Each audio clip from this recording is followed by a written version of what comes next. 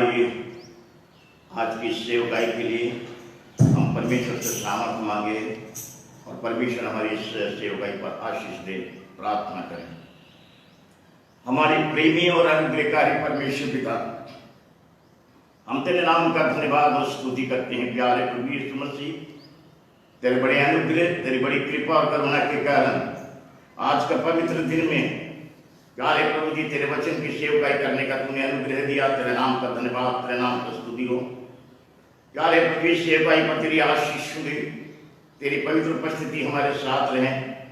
प्यारे प्रभु जी जो वचन की सेवकाई हो, सुनने वाले आशीष पाए, तेरे प्रेम और तेरे पहचान में बढ़ते चले जाए और प्रेमी और अनुग्रहकारी परमेश्वर पिता तुझको महिमा मिलने पाए। शुरू से लेकर अंत तक तो हमारी अगुवाई कर, तेरी पवित्र उपस्थिति हमारे साथ रहे, ताकि तेरी उपस्थिति में हम तेरी सेवा करने पाए। हमारे उद्धारकर्ता यीशु के नाम से आमीन। इस समय हम प्रभु की महिमा के लिए गीत को गाएंगे। मैंने सुना है कि यीशु के ऊपर चला था और तूफानों लहरों को भी थामा था। जब कभी किसी बीमार को देखा उसकी मदद की, ये समय मेरे भाइयों यीशु आज भी है वही, यीशु आज भी है वही, हालेलुया यीशु आज भी है वही। वो गुमराह को ढूंढता है, पापी को बचाता है, सचमुच वो आज भी है वही। मरते हैं को मालूम हुआ यीशु आया है, तो चिल्लाया देगा रहम कर। उसकी बाहों में ना हुआ सच्ची खुशी हासिल की, हालेलुया मेरा मुझे यीशु आज भी है वही, यीशु आज भी है वही, हालेलुया यीशु आज भी है वही। वो गुमराह को ढूंढता है, पापी को बचाता है, सचमुच वो आज भी है वही। अंधे लंगड़े लूले बहरे सभी आए यीशु पास, यीशु से पासे देखो है तैयार। जैसे औरत ने पोछा को छुआ था बच्चों अभी, याद रखो चाहे भाइयों यीशु आज भी है वही, यीशु आज भी है वही, हालेलुया यीशु आज भी है वही। वो गुमराह को ढूंढता है, पापी को बचाता है, सचमुच वो आज भी है वही। मैंने सुना है कि सतसंगी और सतकथा पर भी उसने दुश्मनों के लिए दुआ की। उसने सत्ताई सारे हंसे थोड़े सारे भी, चेना जाको आपको तेरे यीशु आज भी है वही, यीशु आज भी है वही, हालेलुया यीशु आज भी है वही। वो गुमराह को ढूंढता है, पापी को बचाता है, सचमुच वो आज भी है वही।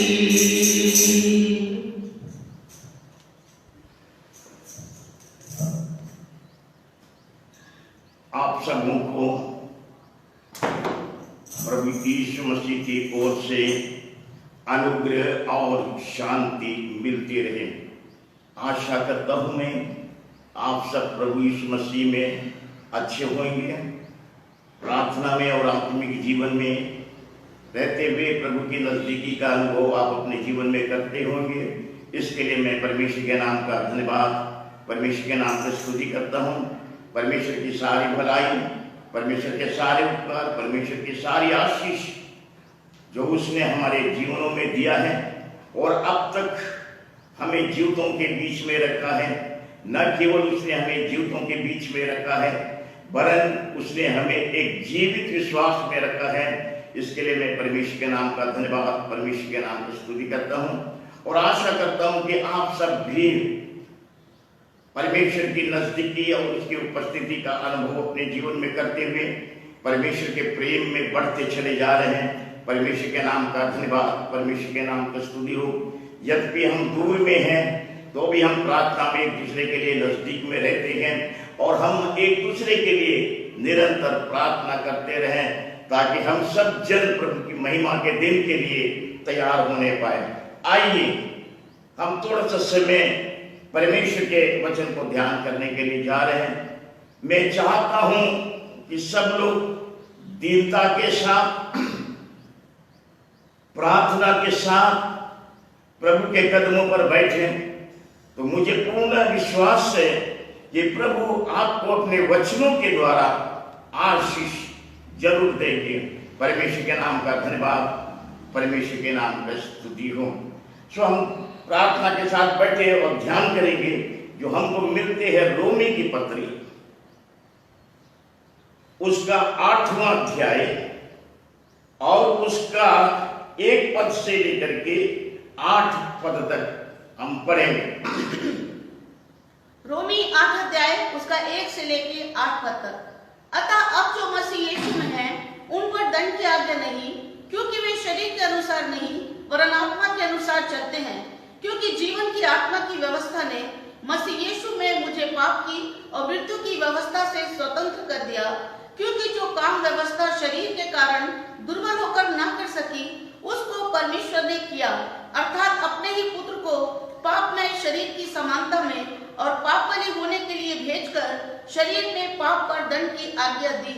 इसलिए कि व्यवस्था की विधि हमने जो शरीर के अनुसार नहीं वरन आत्मा के अनुसार चलते हैं पूरी की जाए।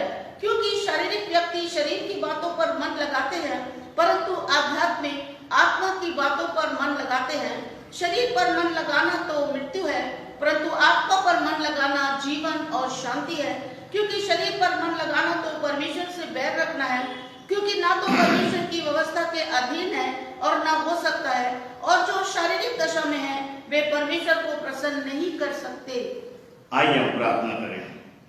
हमारे प्रेमी और अनुग्रहकारी परमेश्वर पिता, इस वचन पर तेरा आशीर्वाद हो। और थोड़ा सा समय प्यारे प्रभु जी, जब हम तेरे वचन को ध्यान करते हैं तो हमसे बोल, तो हमसे बातचीत कर और तू हमें आशीष दे, ताकि प्यारे प्रभु यीशु मसीह हम सब जन तेरे प्रेम और तेरे पहचान और तेरी सच्चाई में बढ़ते चले जाएं। तो हम सबों की सहायता और मदद कर, हमारे उद्धारकर्ता यीशु के नाम से आमीन। परमेश्वर के नाम का धन्यवाद, परमेश्वर के नाम की स्तुति, परमेश्वर के इस पवित्र वचन के लिए। पौलुस रोमी के जब यह खत लिखा, उन दिनों में रोमी और यूनानी लोगों के बीच में अपनी सेवकाई को वो प्रकट करता रहा, और बहुत सी बातें जो उन दिनों में व्यवस्था के साथ जुड़ी हुई थी, उन बातों को लेकर के जो इस्राएली, जो यहूदी लोग थे, उनमें व्यवस्था के अधीन में नहीं परंतु अनुग्रह के अधीन में रह करके कैसे एक आत्मिक जीवन में प्रभु के साथ पाया जाना या प्रभु में रहना या प्रभु के सहभागिता में पाया जाना, उसका संदेश वो देता रहा। अलग अलग भिन्न भिन्न तरीके से उसने इन बातों को समझाने की कोशिश किया, अर्थात व्यवस्था की बातें। क्योंकि जब हम रोमी की पत्रियों को पढ़ते हैं, वहां व्यवस्था को ऊपर जोर दिया जाता था कि व्यवस्था के अनुसार जो कुछ हमको करना है हम करते चले जाएंगे। परंतु जब हम देखेंगे जिस व्यवस्था के अंदर में जो परमेश्वर ने स्वयं दिया और परमेश्वर ने मूसा के द्वारा भी दिया, परमेश्वर ने जो व्यवस्था स्वयं दिया वो अब्राहम से दिया, और जो अब्राहम से दिया वो उसको एक वाचा में बांधा। कौन सी वाचा में बांधा है? सर्कमसिजन की वाचा में बांधा, अर्थात खतना एक व्यवस्था दे करके। और बाइबल ये बताना चाहती थी यह युग युग की वाचा बांधा, और इसीलिए यहूदी लोग, इस्राएली लोग और इस्माइली लोग, ये लोग इस व्यवस्था के बड़े कट्टर बन गए। क्योंकि जब अब्राहम 99 वर्ष का हुआ तब इस्माइल का सर्कमसिजन हुआ, और जब अब्राहम 100 वर्ष का हुआ और उसको जब दूसरा बेटा इसहाक को मिला, उसका 8वां दिन में उसका सर्कमसिजन हुआ।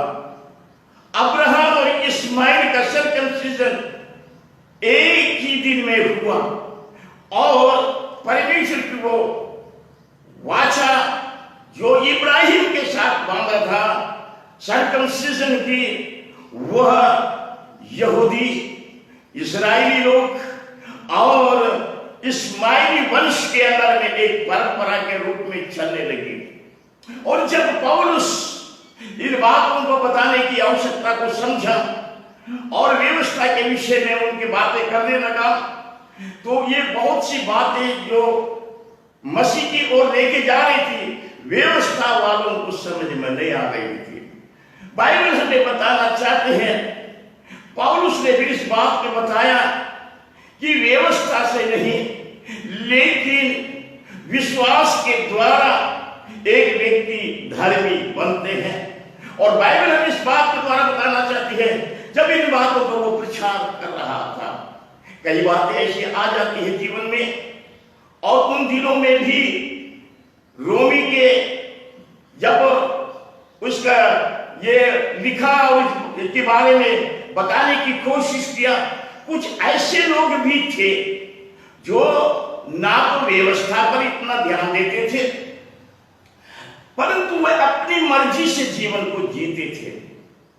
और जब ये अपनी मर्जी से जीवन को जीते थे, बाइबल बड़ी अद्भुत रीति से हमें बताना चाहती है, जब कोई व्यक्ति परमेश्वर की इच्छा, परमेश्वर की योजना, परमेश्वर के अभिप्राय, परमेश्वर की मनसा के अनुसार काम नहीं करना चाहते हैं, या वो अपनी मर्जी से या सांसारिक रीति से या शारीरिक रीति से या दुनिया की रीति से जब वो जीवन बिताना चाहते हैं, तो परमेश्वर उनको पकड़ता नहीं लेकिन छोड़ देता है।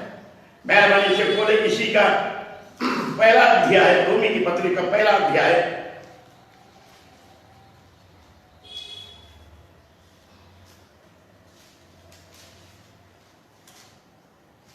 रोमी की पत्री का पहला अध्याय उसका 24 पद को मेहरबानी से पढ़े।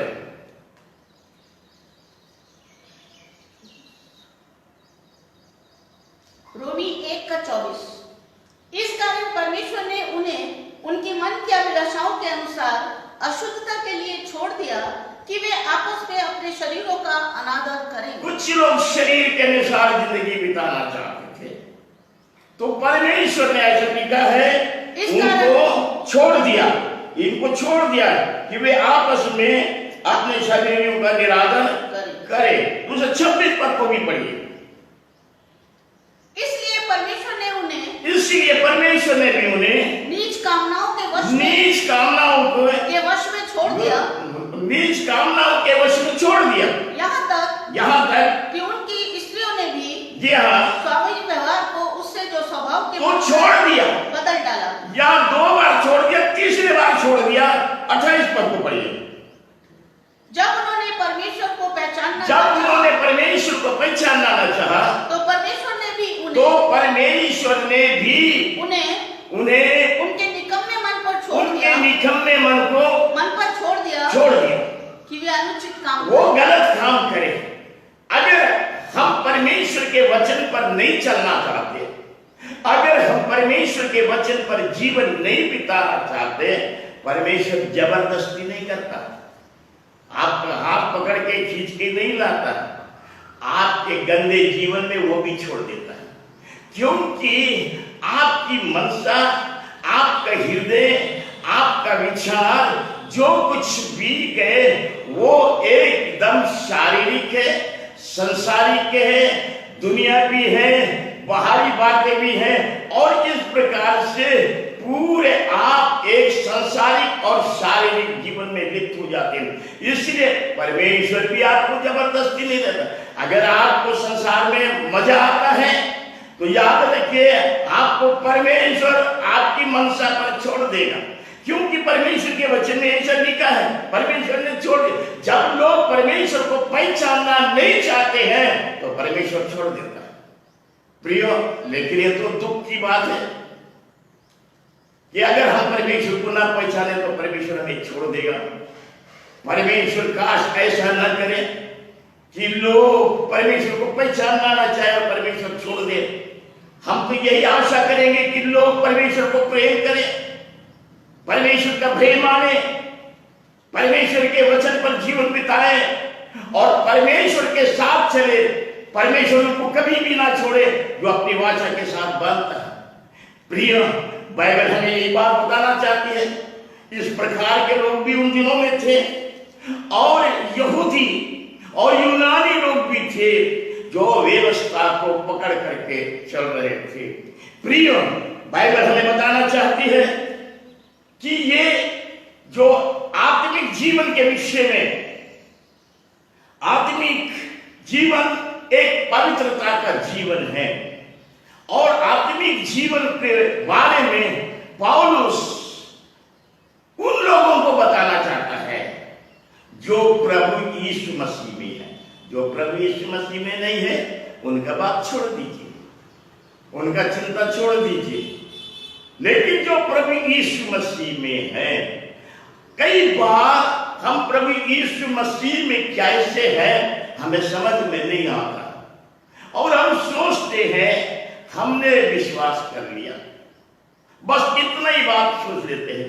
शायद हमने बैप्टिज्म ले लिया, इतना ही सोचते हैं। शायद हम कोई कलीसिया को अटेंड करें, बस इतना ही हम समझते हैं। प्रभु के साथ या यीशु मसीह में रहना मतलब यीशु मसीह के साथ रहना, यीशु मसीह में रहना मतलब यीशु मसीह की आज्ञाओं को पालन करना, यीशु मसीह में रहना मतलब यीशु मसीह की मर्जी को पूरा करना, यीशु मसीह में रहना मतलब यीशु मसीह के वचन को पालन करना, यीशु मसीह में रहना मतलब यीशु की इच्छाओं को पूरी करना। यह है बाइबल हमें बताना चाहती है। यह एक बड़ी बुद्धिमानी की बात है। कई बार आत्मिक जीवन के लिए हम बुद्धिमान नहीं बनते, सांसारिक जीवन के लिए हम बहुत बुद्धिमान बन जाते हैं। बाइबल हमें बताना चाहती है परमेश्वर के एक दास दाऊद के विषय में, और वो ये बताना चाहती है पहला शामूएल की पुस्तक उसका 18वां अध्याय और उसका 5 पद। शाऊल जो कुछ काम दाऊद को देता था वह बड़ी बुद्धिमानी के साथ करता था। पढ़िए जल्दी से। पहला शामूएल 18 अध्याय उसका 5 पद। और जहां कहीं शाऊल दाऊद को भेजता था वहां वो जाकर बुद्धिमानी, जहां पर शाऊल दाऊद को भेजता था वहां वो जाकर बुद्धिमानी के साथ काम करता था। वो बुद्धिमानी के साथ काम करता था। अतः शाऊल ने उसे योद्धाओं का प्रधान नियुक्त किया और उसको ऊंचा पद दे दिया, प्रधान बना। और समस्त प्रजा के लोग शाऊल के कर्मचारी और समस्त लोग और शाऊल के कर्मचारी उससे प्रसन्न थे क्योंकि बुद्धिमानी के साथ। आइए उसका 14 पद को भी पढ़ लीजिए, 14 वर्ष 18 का 14। और दाऊद अपनी समस्त चाल में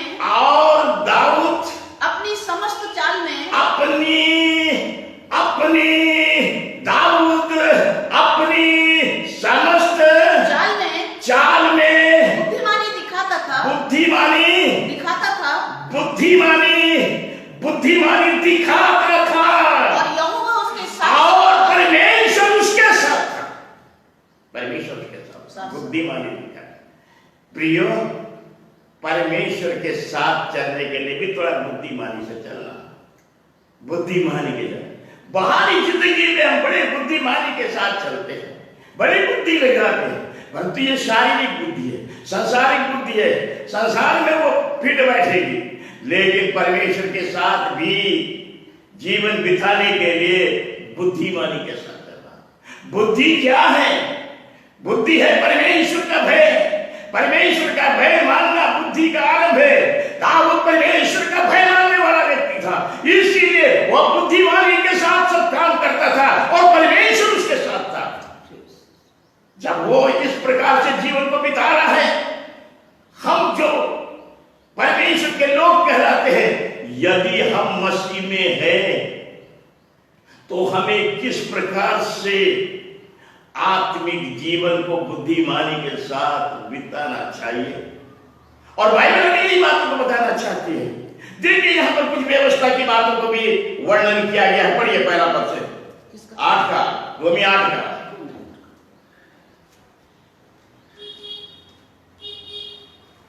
रोमी 8 का पहला।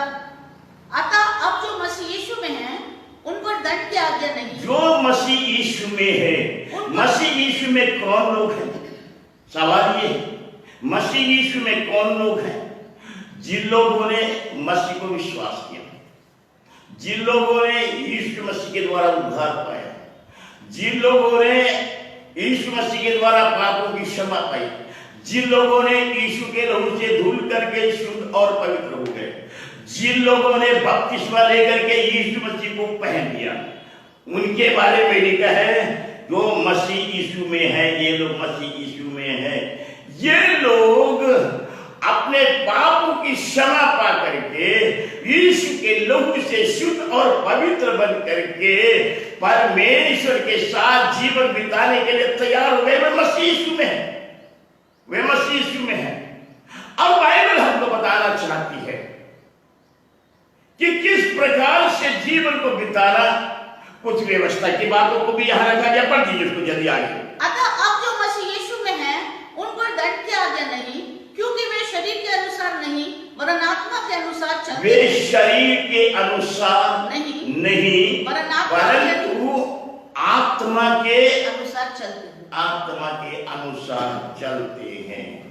इसका मतलब ये है कि जो मसीह यीशु में है वे लोग अपनी मर्जी से नहीं चलते, अपने विचारों से नहीं चलते, अपने ज्ञान से नहीं चलते, अपनी सोच से नहीं चलते, अपनी ख्यालात से नहीं चलते, लेकिन वे लोग आत्मा के अनुसार चलते हैं।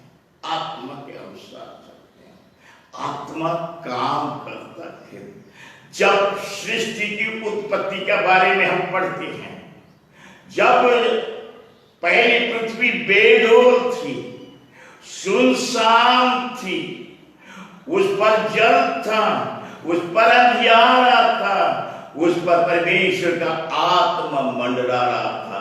ये परमेश्वर का आत्मा बैठा नहीं था, निवास नहीं कर रहा था, लेकिन लिखा है परमेश्वर के वचन में परमेश्वर का आत्मा मंडराता है। याद रखिए, जब कभी परमेश्वर का आत्मा मंडराता है, परमेश्वर का आत्मा जुम्बिश करता है, इसका मतलब है परिवर्तन होने जा रहा है। और ऐसा हुआ, वो पृथ्वी का परिवर्तन हो गया। परमेश्वर ने उजियाले को अंधियारे से अलग कर दिया, नीचे का पानी को समुद्र बना दिया, ऊपर के पानी को आकाश में भेज दिया, और जो बेडोल पृथ्वी थी वो पृथ्वी बड़ी सुंदर तरीके से उसका निर्माण हो गया। तो वो आत्मा का काम था। और बाइबल जब हम इस बात को देखते हैं, परमेश्वर ने कहा, कौन सी लैंग्वेज में कहा होगा परमेश्वर ने, लेकिन परमेश्वर के वचन को अध्ययन करते हैं और उसकी हिब्रू भाषा में जब हम देखते हैं इलोहिम शब्द आया है, वो इलोहिम शब्द में क्या चीज छिपा हुआ है? इलोहिम शब्द बहुवचन का है, लेकिन क्रिया एक ही है उसके अंदर में, वर्ण उसका एक ही है उसके अंदर में। ये क्या है? इलोहिम वो एक आत्मा है। इलोहिम जब ये शब्द आया है उसमें यहोवा है, उसमें यहोशुआ अर्थात यीशु मसीह है। ये पिता, पुत्र और पवित्र आत्मा एक ही आत्मा के अंदर में है, और इसीलिए एक बड़ा परिवर्तन हो गया। का निर्माण हो गया। और बाइबल हमें ये बताना चाहती है, यदि इस सृष्टि के बारे में बोल रहा है, लेकिन यीशु मसीह पर विश्वास करने वाले वे एक नई सृष्टि बनते हैं। वे भी पवित्र आत्मा के द्वारा, वे यीशु मसीह के द्वारा, वो परमेश्वर पिता के प्रेम के द्वारा एक नई सृष्टि में मिलते हैं और वे मसीह में हो जाते हैं। और इसलिए जो कोई मसीह में है उसमें दंड की आज्ञा नहीं है, दंड की आज्ञा नहीं है। क्यों नहीं है? क्योंकि लिखा हुआ है कि जीवन की आत्मा, बड़िए मेहरबानी से थोड़ा सा उसको 8 का 2, क्योंकि आज का पहला पद, हाँ दो का 2 पद, 8 का 2 पद। क्योंकि जीवन की आत्मा की व्यवस्था, क्योंकि जीवन की आत्मा की व्यवस्था नहीं, जीवन की आत्मा की व्यवस्था नहीं, जीवन की आत्मा, बाइबल बोलती है आत्मा जीवनदायक है। जीवन की आत्मा, बाइबल को जब हम एक आत्मिक रीति से जानने की कोशिश जब हम करते हैं, हमें जल्दी समझ में नहीं आती है। क्यों नहीं आती है? क्योंकि यह परमेश्वर के ज्ञान से लिखी हुई है और हमारे पास में सांसारिक शारीरिक बुद्धि है, इसमें कई बार गड़बड़ी तो होती है। लेकिन परमेश्वर काम करते हैं, उसकी आत्मा जुम्बिश करती है, उसकी आत्मा काम करती है। बिना पवित्र आत्मा के कोई व्यक्ति उद्धार नहीं प्राप्त कर सकता है, क्योंकि यीशु मसीह ने कहा जब तक मेरा पिता मुझे नहीं दे तो कोई भी मेरे पास नहीं आ सकता, कोई भी मेरे पास नहीं आ सकता। तो एक उद्धार के काम में भी पिता का प्रेम है, प्रभु यीशु मसीह का अनुग्रह है और पवित्र आत्मा का काम है, इसलिए एक व्यक्ति उद्धार को पाता है और वो उद्धार पा करके मसीह यीशु में हो जाते हैं, मसीह को पहन लेते हैं। वो मसीह यीशु में होकर के वो परमेश्वर में छिप जाता है, वो परमेश्वर में छिप जाता है। प्रियो, तो यह जीवन की आत्मा, इस आत्मा के बारे में और भी 2 बातों को समझने की कोशिश करेंगे। 8वां अध्याय का 9 पद को पढ़िए, वहां लिखा है परमेश्वर की आत्मा। पढ़िए रोमी 8 का 9, परंतु जबकि परमेश्वर का आत्मा, जबकि परमेश्वर का आत्मा तुम में बसता है, तुम में बसता है, तो तुम शारीरिक दशा में नहीं, तो तुम शारीरिक दशा में नहीं। अब आपके पास जीवन की आत्मा आ गई और आपके पास परमेश्वर की आत्मा आ गई। अगर और आगे पढ़े तो आपको मालूम होगा मसीह की आत्मा। पढ़िए, परंतु जबकि परमेश्वर का आत्मा तुम में बसता है तो तुम शारीरिक दशा में नहीं परंतु आत्मिक दशा में हो। यदि किसी में मसीह का आत्मा नहीं, मसीह का आत्मा, जीवन की आत्मा, परमेश्वर की आत्मा, मसीह की आत्मा, यदि किसी में मसीह का आत्मा नहीं, यदि किसी में मसीह का आत्मा नहीं है तो वो उसका जन नहीं। अगर आप मसीह में हैं तो मसीह का आत्मा, मसीह का स्वभाव, मसीह का जीवन, मसीह का प्रेम, मसीह की सामर्थ, सब कुछ आपके अंदर में आ जाएंगे, क्योंकि आप मसीह में हैं। इसलिए जो कोई मसीह यीशु में है उन पर दंड की आज्ञा नहीं है, उन पर दंड की आज्ञा नहीं है।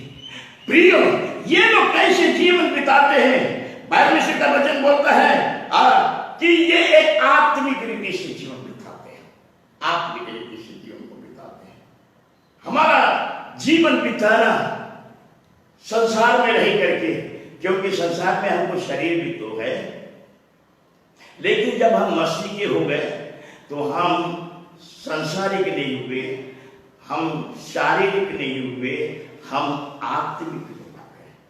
और जब आत्मिक लोग हो गए तो बाइबल हमको बताना चाहते हैं कि इसका 5 पद को मेहरबानी से पढ़े। 8 का 5 या 8 का 5 पद, क्योंकि शारीरिक व्यक्ति शरीर की बातों पर मन लगाते हैं। ये शारीरिक व्यक्ति कौन है? जो मसीह में नहीं है। शारीरिक व्यक्ति जो मसीह में नहीं है वो शारीरिक बातों में मन लगाते हैं, परंतु आध्यात्मिक आत्मा की बातों पर मन लगाते हैं। आध्यात्मिक आत्मा की बातों पर मन लगाते हैं। इनका मन आत्मिक बातों में, आत्मा क्या चाहता है, आत्मा क्या करना चाहता है, आत्मा की इच्छा क्या है, आत्मा कहाँ ले जाना चाहता है, आत्मा कैसी आराधना कराना चाहता है, आत्मा कैसी प्रार्थना कराना चाहता है, आत्मा कैसे जीवन को जीना सिखाता है, वो आत्मा के अनुसार चलने के। परंतु शारीरिक मनुष्य वो शरीर की बात पर मन लगा, शरीर को कैसे रखे। यह शरीर वर्तमान दिनों में लोग शरीर की पूजा कर रहे हैं,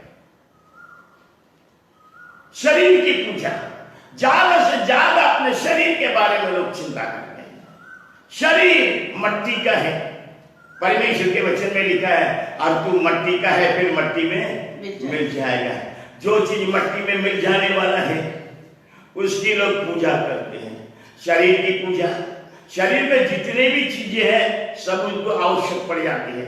शरीर में पेट भी है, बड़े पेट की तो बड़ी आवश्यकता होती है, लेकिन परमेश्वर ने कहा है मैं भोजन और पेट दोनों को नाश करूंगा। लेकिन हम पेट के पीछे कई बार आत्मिक जीवन की संगति को छोड़ देते हैं, अलग हो जाते हैं। तो ये पेट के लिए भी कई बार हम परमेश्वर को दूर हो जाते हैं। ये शरीर की पूजा हम करने लगते हैं। आंखों की अभिलाषा, हमें आंखों में क्या अच्छा लगता है, जीविका का घमंड, हमारा हाई स्टैंडर्ड क्या है वो हम देखते उसमें रह जाते हैं। और इस प्रकार से हम शरीर के पूरा हमारा शरीर जो है संसार में विलीन हो जाते हैं। हमारी आंखें काजल लगाने के लिए मचलती है, आंख की पूजा हो गई।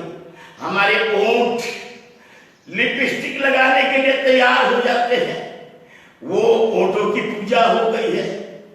हमारे गले पहनने का हिसाब किताब लगा लेते हैं तो गले की पूजा हो जाती है। हमारे कान जो है वो कुंडल पहनने के चाहते हैं तो कुंडल पिना के उसकी पूजा हो जाती है। उसके बाद हमारे हाथ कंगन पहनना चाहते हैं तो हाथ की पूजा हो जाती है। हमारा शरीर आधे खुले आधे बंद कपड़े पहनना पसंद करता है, वो शरीर की पूजा हो जाती है। और इस प्रकार से हमारा पूरा की पूरा शारीरिक, सांसारिक, शारीरिक और दुनियावी बातों में हम जीवन की ओर खींचे चले जाते हैं। लेकिन याद रखिए, अगर आपको इसमें इंटरेस्ट आता है तो परमेश्वर का वचन में लिखा है परमेश्वर उनको उनकी अभिलाषाओं पर छोड़ देता है। मजा मारो, ले लो, संसार का मजा लो, परमेश्वर पकड़ के नहीं लाएगा। प्रियो, ये एक गंभीर विषय है। परमेश्वर ऐसी अवस्था से परमेश्वर अपने लोगों की रक्षा करे, परमेश्वर अपने लोगों को संभाले, परमेश्वर अपने लोगों की सहायता करे। वे संसारिक और शारीरिक दुनियावी लोगों के साथ जीवन न बिताए, लेकिन परमेश्वर के साथ जो पवित्र है, जिसका वचन पवित्र है, जिसकी आत्मा पवित्र है, जिसके काम पवित्र है, जिसकी योजना पवित्र है, जो पवित्र स्वर्ग में ले जाना है और वो एक पवित्र वचन के माध्यम से हमारी अगुवाई करते हैं और पवित्र आत्मा दे करके हमको एक पवित्र जीवन में चलाना चाहते हैं, हमें पवित्र बने रहने का अनुग्रह देते हैं और कहते हैं कि जैसा मैं पवित्र हूं वैसे तुम भी अपनी सारी चाल चलन में पवित्र बन जाओ, क्योंकि बिना पवित्रता के कोई भी परमेश्वर को नहीं देख सकेगा। प्रियो, हम इन अंतिम दिनों में रह रहे हैं, हम इन बुरे दिनों में रह रहे हैं। बहुत मुश्किल है आत्मिक जीवन में चलना, आत्मिक जीवन में रहना, आत्मिक जीवन में परमेश्वर की सेवा करना, आत्मिक रीति से आराधना करना, आत्मिक रीति से प्रार्थना करना, आत्मिक रीति से स्वभाव को बदलना बहुत बहुत बहुत मुश्किल है। लेकिन अगर परमेश्वर आपके साथ है, परमेश्वर में आप छुपे हुए हैं, यीशु मसीह में है, तो आप पर दंड की आज्ञा नहीं, लेकिन एक अनंत काल के जीवन की आशा आपके पास है। परमेश्वर के नाम का धन्यवाद, परमेश्वर के नाम का धन्यवाद। परमेश्वर अनुग्रह करे आपको आत्मिक जीवन में आगे बढ़ने के लिए, आत्मिक जीवन में चलने के लिए, आत्मिक जीवन में रहने के लिए प्रभु आपको शक्ति और सामर्थ्य। 6 पद को पढ़िए, 8 का 6 पद मेहरबानी से पढ़िए जल्दी से। रोमी 8 का 6, शरीर पर मन लगाना तो मृत्यु है, शरीर पर मन लगाए तो मृत्यु है, मृत्यु है, परंतु आत्मा पर मन लगाना जीवन और शांति, जीवन भी है और शांति है। लोग बोलते शांति नहीं है हमारे पास, नहीं शांति। संसार में आप जीवन बिताएंगे, आपके पास कभी शांति नहीं आएगी। संसारिक जीवन में रहेंगे, आपके पास कभी नहीं होगी। लेकिन आप मसीह यीशु में रहेंगे तो मसीह यीशु की शांति आपके पास रहेगी, क्योंकि यीशु मसीह ने कहा मैं अपनी शांति तुमको दिए जाता हूं। वो हमें जीवन भी देता है और शांति भी देता है। इसीलिए प्रभु के लोग, चाहे परिस्थिति हम कैसी भी हो, समस्या कैसी भी हो, शरीर में दुख तकलीफ हो, या आर्थिक अवस्था ठीक ना हो, या और कोई समस्या से गिर के जीवन बिताते हैं, लेकिन वो बड़े खुश नजर आते हैं, वे आनंदित नजर आते हैं, क्योंकि उनके पास प्रभु की शांति है। और जिसके पास प्रभु की शांति है वह प्रभु में सदा आनंदित रहता है। परमेश्वर के नाम का धन्यवाद, परमेश्वर के नाम का स्तुति हो। समस्याएं, तकलीफ, मुसीबत, बीमारी, वो समस्याएं उसको परमेश्वर के प्रेम से अलग नहीं करती है। वो मसीह के आनंद में आनंदित रहता है, भजन गाता, स्तुति करता है, प्रार्थना करता है, प्रभु के साथ रहता है, और वो अपना जीवन को आत्मा के अनुसार चलाता है। आइए आगे पढ़े। उसके बाद क्या लिखा हुआ है 6 पद को, शरीर पर मन लगाना तो मृत्यु है, परंतु आत्मा पर मन लगाना जीवन और शांति है। ये जीवन और शांति। आगे पढ़े। क्योंकि शरीर पर मन लगाना तो परमेश्वर के साथ दुश्मनी पैदा करना। शरीर पर मन लगाना परमेश्वर से बैर रखना है, क्योंकि ना तो परमेश्वर की व्यवस्था के अधीन है, ये ना तो परमेश्वर की व्यवस्था के अधीन है, और न हो सकता है। जो शारीरिक दशा में है, वे परमेश्वर को प्रसन्न परमेश्वर को खुश नहीं कर सकते। शारीरिक, आपको आत्मिक दशा में ढलना पड़ेगा, आपको आत्मिक दशा में जाना पड़ेगा। ये आत्मिक दशा क्या है? The work of the Holi spirit. यह परमेश्वर की आत्मा आपके जीवन में काम करती है। आपके अंदर परमेश्वर का भय आता है, आपके अंदर में परमेश्वर का वचन राज्य करता है। जैसे दाऊद ने कहा, मैंने तेरे वचन को अपने हृदय में रख छोड़ा है ताकि मैं तेरे विरुद्ध पाप न करूं। ये वचन उसके जीवन में रहता है। वो परमेश्वर के वचन का भय मानता है, परमेश्वर के वचन के अनुसार जीवन बिताता है। परमेश्वर का भय रखे, कोई देखे या ना देखे, कोई कहे या ना कहे, कोई को मालूम हो या ना मालूम हो, वो परमेश्वर के दृष्टि में भय रखते हुए जीवन बिताता है। प्रियो, परमेश्वर ऐसे ही अनुग्रह आप सबों के जीवन में बहुत ऐसे दे, परमेश्वर का भय आपके जीवन में राज करे और आप एक आत्मिक रीति से परमेश्वर की आत्मा के अनुसार जीवन बिताने वाले लोग बन जाए। परमेश्वर ऐसे ही अनुग्रह आपके जीवन के अंदर में उड़ेले। प्रियो, परमेश्वर का वचन भी बार बार बोलते, गलाती की पत्री में लिखा है, मैं चाहता आत्मा के अनुसार चलो तो तुम शरीर की अभिलाषाओं को पूरी नहीं कर सकेंगे। प्रियो, क्योंकि हम जिस संसार में हैं वो बड़ा अट्रैक्शन में है।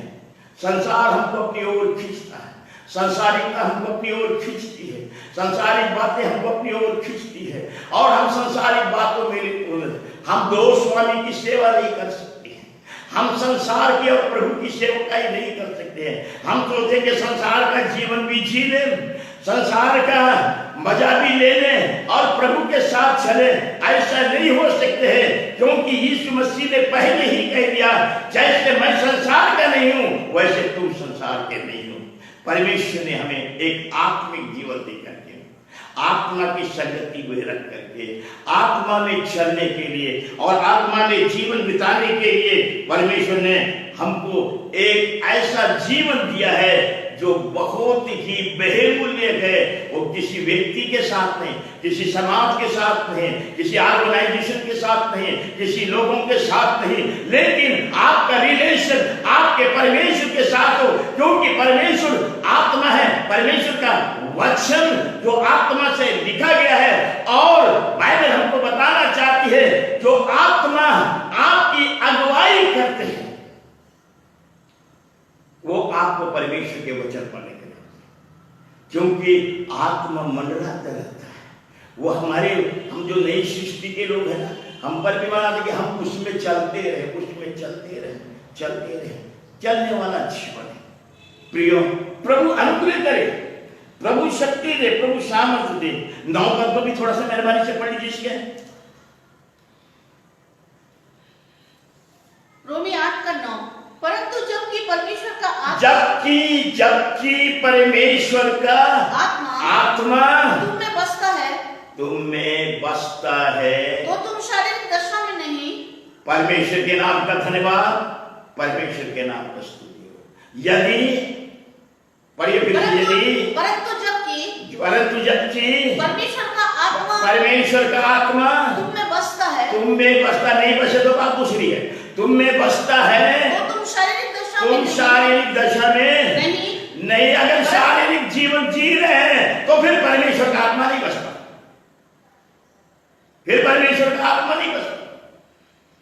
तो फिर एक वचन, इस वचन को एक बार और पढ़े।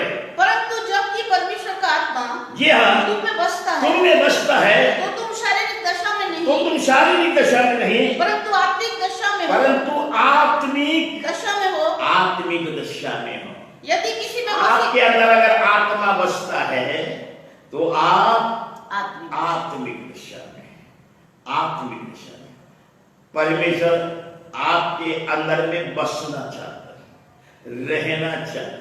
कभी कभी ताज्जुब लगता है, वह परमेश्वर जो आत्मा है, स्वर्ग जैसा जगह छोड़ करके हम जैसा मट्टी का आदमी के अंदर में आके बसना मानते हैं। हम क्या है, हमारी औकात क्या है? यह मट्टी का शरीर है, इसमें कुछ न कुछ होते रहता है। कभी कुछ तकलीफ होती रहती है, लेकिन प्रभु उन तकलीफों से को एक किनारे करके वो हमारे अंदर में बसना चाहता है। ये कितने परमेश्वर ने हमें सम्मान दिया, कितना आदर दिया।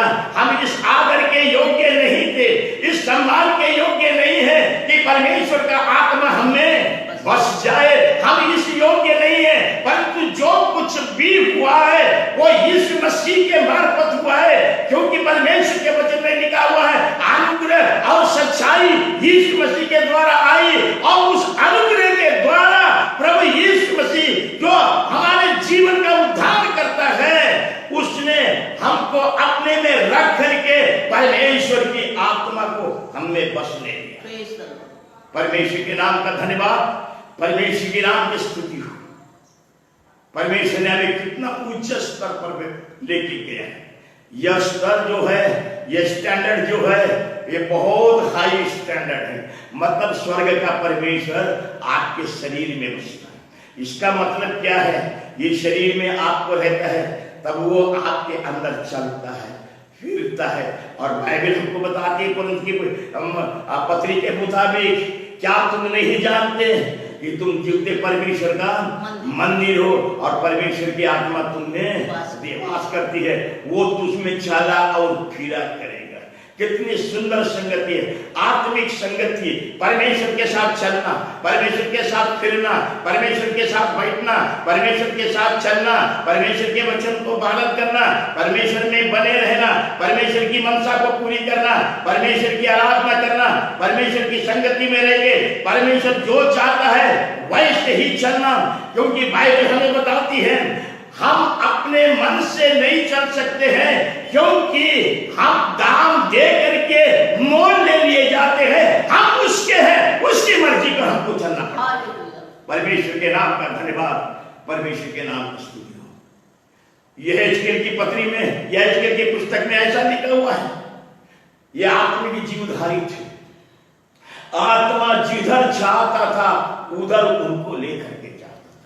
वे अपने मर्जी से नहीं चलते थे, उन्होंने अपने आप को कैसे छिपा के रखा था।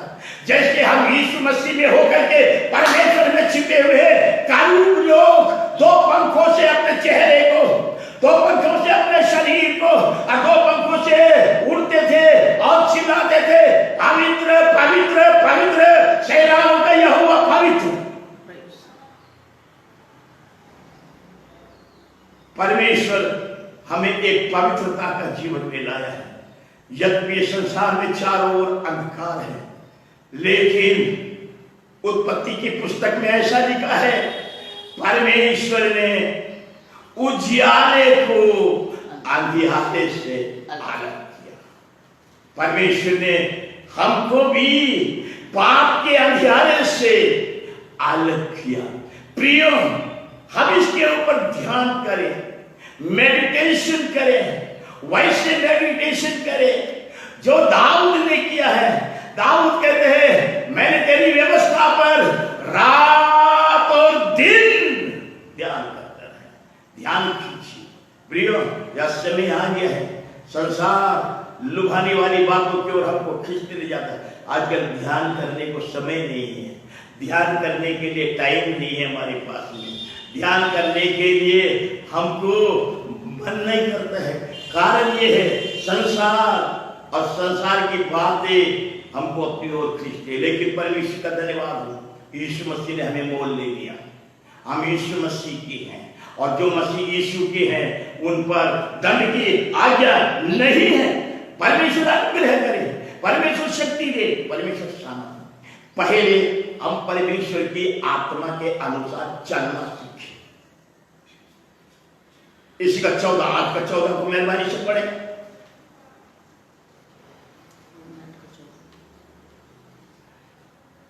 रोमी 8 का 14।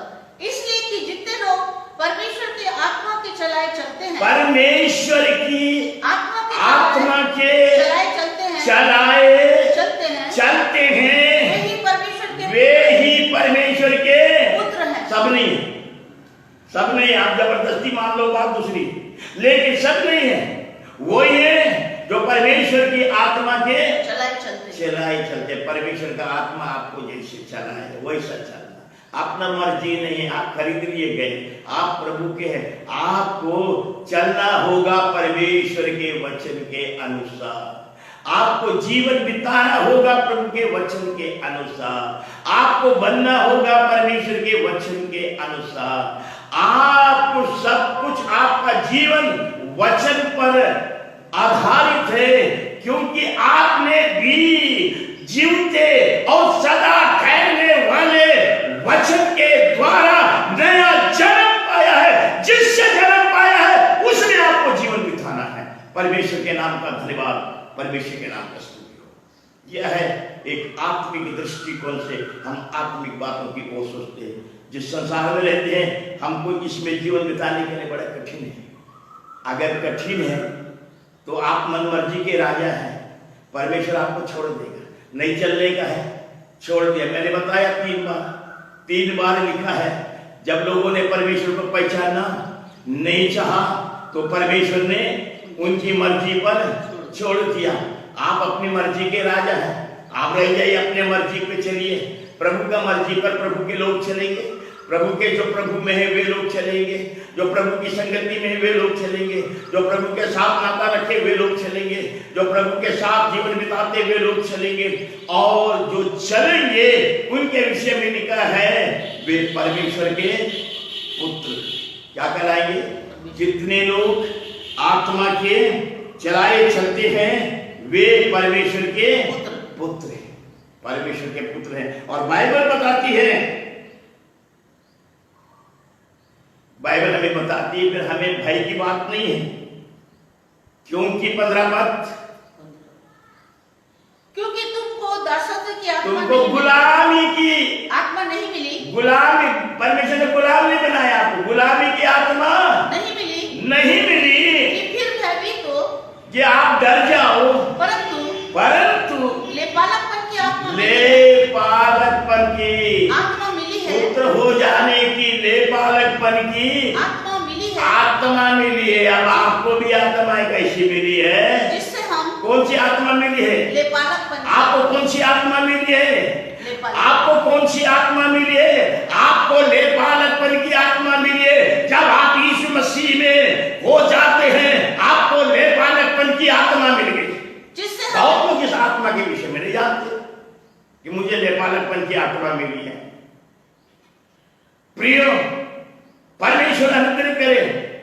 पवित्र आत्मा के संदर्भ में बहुत सी आत्मिक बातों का समावेश है जब हम कई बार नहीं समझ पाते, न समझ पाते हैं। कई बार लोग पवित्र आत्मा की भाषा में उलझ गए। वे लोग भाषा के बारे में उलझ गए।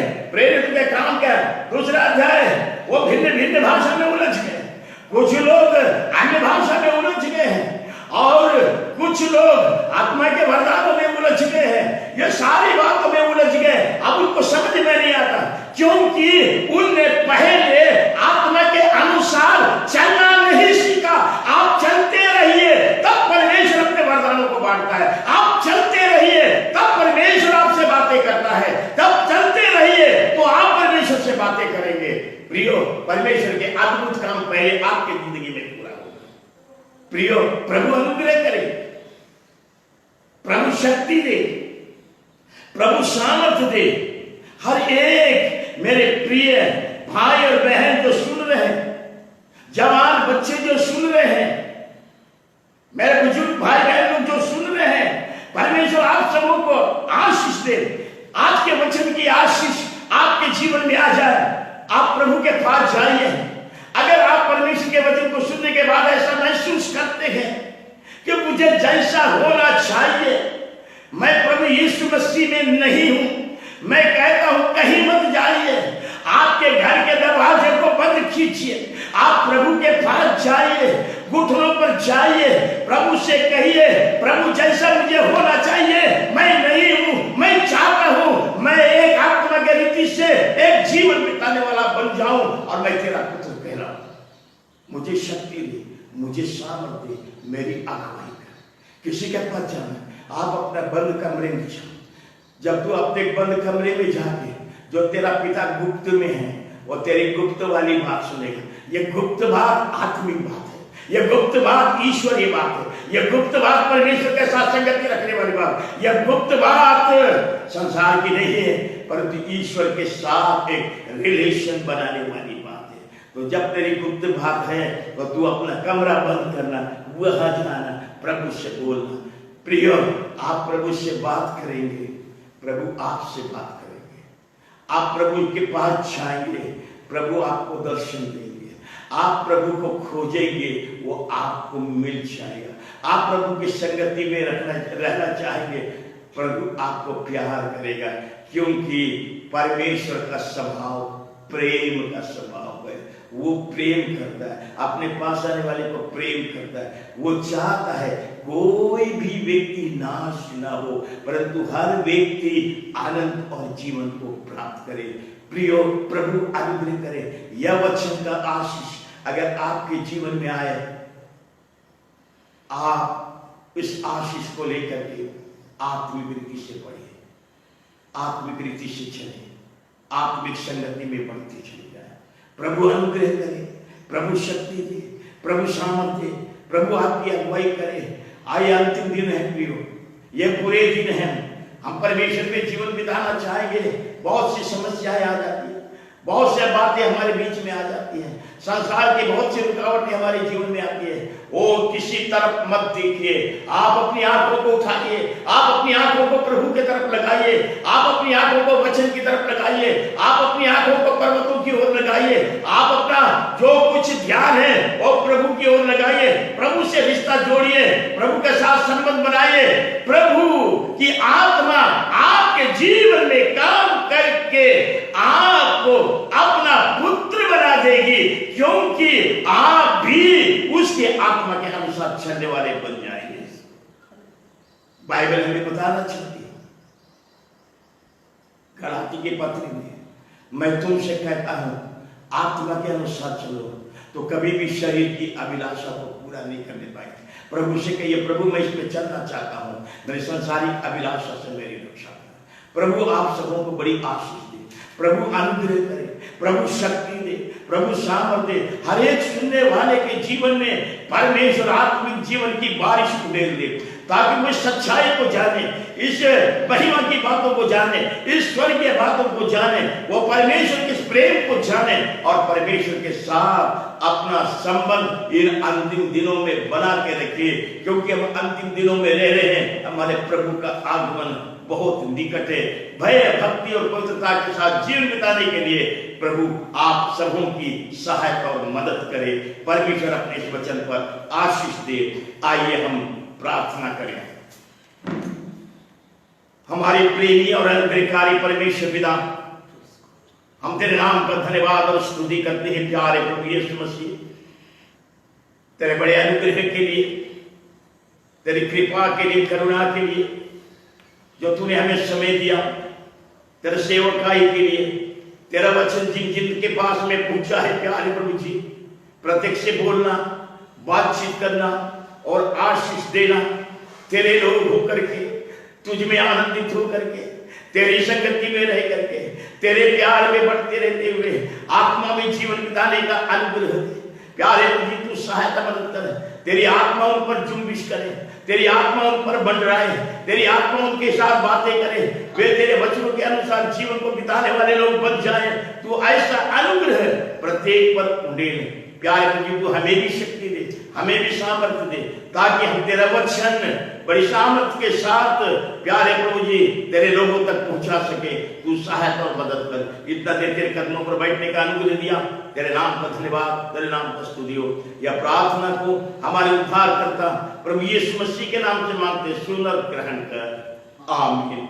हमारे परमेश्वर पिता का प्रेम, यीशु मसीह का अनुग्रह, पवित्र आत्मा की सहभागिता अब से लेकर के हमारे प्रभु यीशु मसीह के दोबारा आगमन तक हम सबों के साथ अब से लेकर के सदा सर्वदा तक होती है। आमीन।